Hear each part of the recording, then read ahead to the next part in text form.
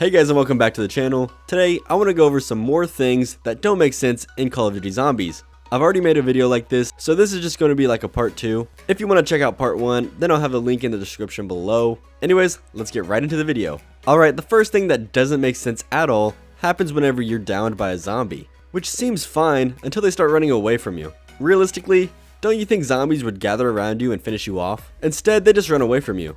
It actually doesn't make sense whenever you think about it, or even watch it happen. Every zombie is apparently the same height. Now that's actually kind of mind-blowing when you sit there and think about it. Not every person is the same height in real life, but apparently in Call of Duty, every person is the same height. Oh, and almost every one of them look about the same, so makes sense. Did you know that Call of Duty Zombies and Star Wars have something in common? Well, you can use the Force. Still not following me?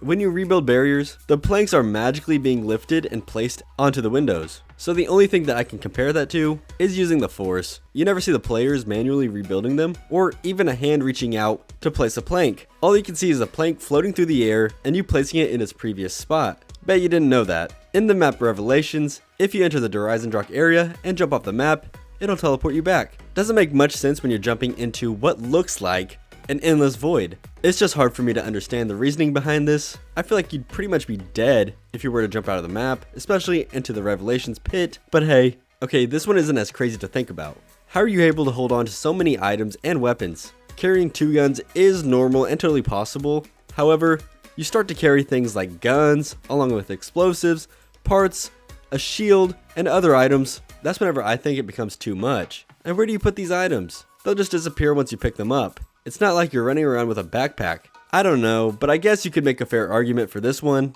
I actually have a personal question. This may have already been explained in the zombie storyline, but how is Leroy, or if you prefer to call him Arthur, even alive?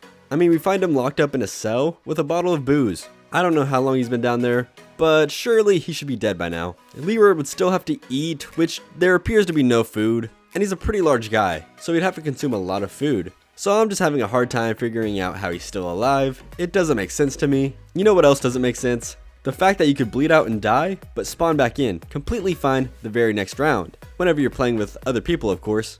I understand that this is only for the purpose of the gameplay, but realistically, doesn't make much sense. I mean, there really isn't much to explain about this one. And for my final point of this video, how do some wonder weapons have the potential to kill you, but others don't? For example, the ray gun can down you from its splash damage. However, the Apothecary Servant, which shoots out literal black holes, doesn't do any damage to the player. You can even stand in the black hole, and it'll do nothing to you.